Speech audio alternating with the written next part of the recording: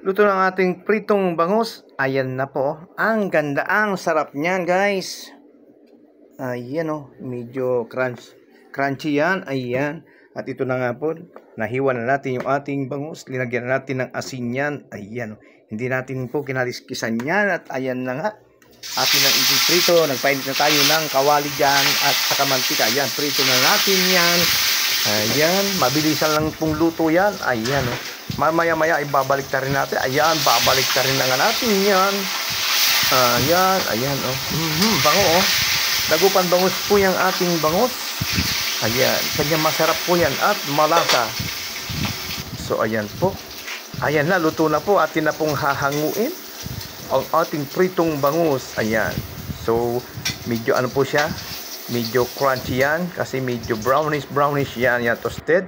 So ayan na po, luto na ang ating pritong bangus. Ayan, kulang na lang po dyan ang kanin at ang sausawan. Ayan, mamaya na po tayo maggagawa ng sausawan.